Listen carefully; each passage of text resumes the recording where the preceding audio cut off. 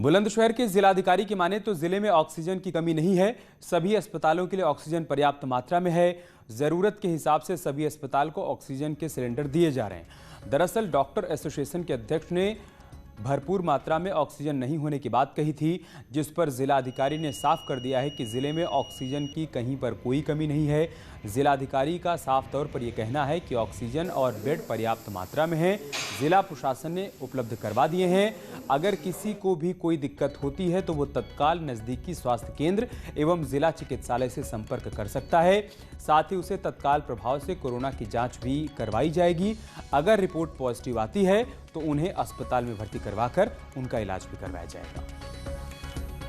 हमारे वरिष्ठ अधिकारी रात भर जगे रहे हैं और सुबह 6 बजे से लेकर रात के 1 बजे तक हम लोग यही मैनेज करते हैं कि किस मरीज को कहाँ बेड दिलाना है, किनको कहाँ ऑक्सीजन दिलाना है, किनको रेमडेसिविर दिलाना है। तो जिला प्रशासन के अधिकारी अथक प्रयास कर रहे हैं और यही कारण है कि इस तरह की घटना अभी नहीं हुई है कि किसी भी अस्पताल में ऑक्सीजन सपोर्ट पे मरीज रहें और ऑक्सीजन ना मिले। सबको ऑक्सीजन मिल रही है, लेकिन हाँ यह है कि ज़रूरत के मुताबिक मिल रही है, फ्यूचर स्टोरेज के लिए नहीं।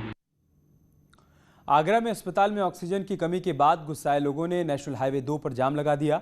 आगरा के इत्माद-दौला इलाके के एक निजी कोविड अस्पताल में पता चला कि कुछ ही देर में ऑक्सीजन खत्म हो जाएगी। ये जानकारी जब तीमारदारों को हुई तो तीमारदारों ने यहां पर शोर करना शुरू कर दिया। उनके बीच हड़कंप मच गया। परिजनों ने अस्पताल के बाहर हंगामा भी शुरू कर दिया, जमकर नारेबाजी की और हाईवे पर जाम लगा दिया। मौके पर पहुंची पुलिस ने कड़ी मुशक्कत के बाद जाम खुलवाया और लोगों को समझा बुझाकर शांत करवाया। छोटे छोटे बच्चे हैं, हम कहाँ ले जाएं? कहाँ के रहने वाले हैं? वो तो उनका बेटा पुलिस में नौकरी कर रहा है, वो नहीं आ पा रहा है इलेक्शन की ड्यूटी करके। कहाँ के रहने वाले हैं? सुखाबाद के। कितने दिन से ड्यूटी में लगा हुआ है वो। कितने दिन से भर्ती है यहाँ पर? 16 दिन हो गए। आज आप लोग 16 दिन हो गए, नेक आराम मिला 2 दिन पहले से। अब बताओ हम क्या करें? अब ऑक्सीजन की उपलब्धि नहीं है तो आप फिर कोई कंडीशन है। क्या आश्वासन मिला है? किसी ने कोई आश्वासन दिया है? अधिकारियों ने कोई आश्वासन दिया आपको? ये सुबह दिया था। एग्जाम ऐसे ही लग रहा है, सुबह से लगा रहे हैं, सुबह भी लगाया। जौनपुर में मौत के बाद दर्द देने वाली तस्वीर सामने आई है। कोरोना संकट काल में पत्नी की मौत के बाद बेबस पति को कोई सहारा इसलिए नहीं मिला क्योंकि महिला की मौत कोरोना से हुई थी। शव को कोई उठाने तक नहीं आया। पत्नी का शव साइकिल पर लादकर नदी किनारे दाह संस्कार के लिए ले जाने के दौरान की तस्वीर है। नदी पर पहुंचे लोगों ने विरोध कर दिया और पति को पत्नी के शव का अंतिम संस्कार नहीं करने दिया। बाद में पुलिस की देखरेख में शव को जौनपुर स्थित रामघाट भेजा गया।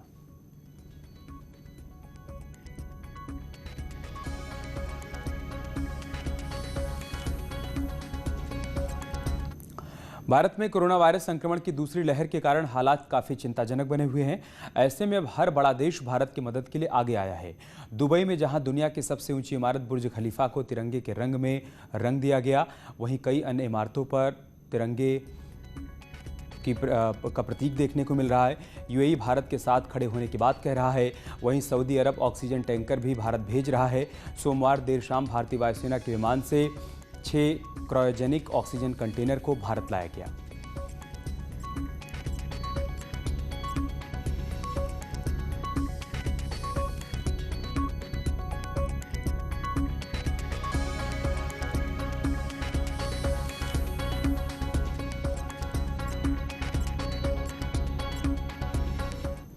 और अब खबर बलरामपुर से, जहां पर वोटिंग के बाद 2 गुटों के बीच जमकर बवाल हो गया। इस बवाल में एक पक्ष के 2 लग्जरी कार फूंक दिए जाने की बात सामने आई है और 2 अन्य गाड़ियों में तोड़फोड़ की गई। घटना तुलसीपुर थाना क्षेत्र के बेली खुर्द गांव की है, जहां मतदान के बाद 2 गुटों के बीच मारपीट हो गई। बाद में बवाल में तब्दील हो गई ये घटना की सूचना पाकर भारी संख्या में पुलिस बल के साथ डीएम और एसपी मौके पर पहुंचे।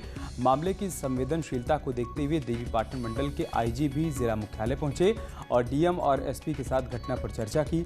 मतदान के बाद हुए इस बवाल को देखते हुए पुलिस ने टीम बनाकर मामले की जांच पड़ताल शुरू कर दी। के ग्राम बेली खुर्द में एक घटना हुई है। मतदान सफल संपन्न हो गया था। मतदान के बाद पूर्व सांसद रिजवान जहीर के समर्थक एवं दीपांकर सिंह के समर्थक के बीच में आपस में झड़प हुई और आपराधिक कृत्य किया गया।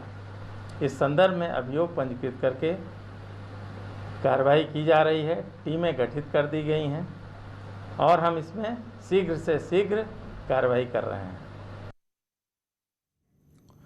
कोरोना की महामारी में ऑक्सीजन की सप्लाई के लिए एशिया की सबसे बड़ी यूरिया कंपनी इफ्को ने नजीर पेश की है।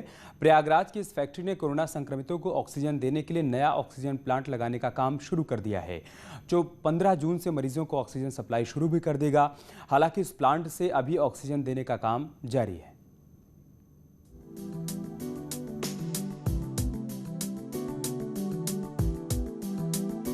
खेतों में फसलों को जीवन देने वाली इफ्को फैक्ट्री अब कोविड मरीजों के लिए नई सौगात लेकर आ रही है। प्रयागराज में फूलपुर के इफ्को फैक्ट्री ने कोरोना मरीजों के लिए बड़ी मदद की है।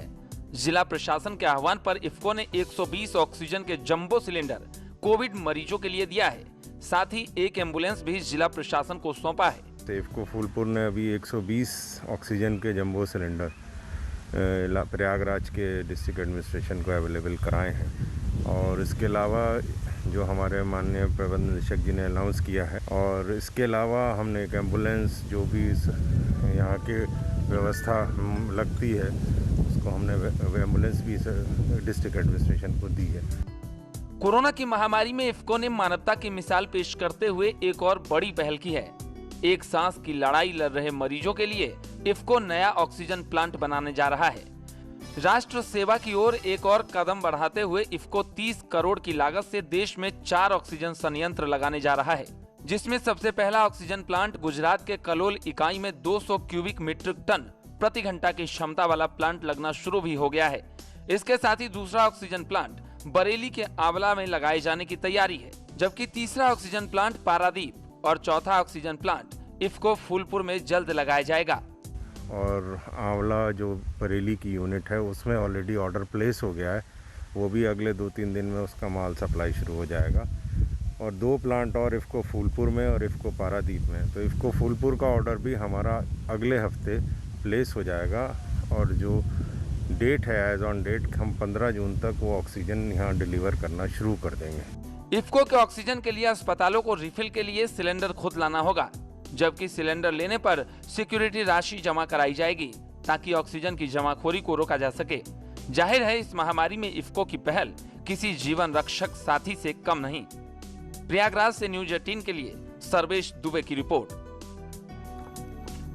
यहाँ रुक रहे हैं छोटे से ब्रेक के लिए, जल्द लौटेंगे कुछ और खबरों के साथ।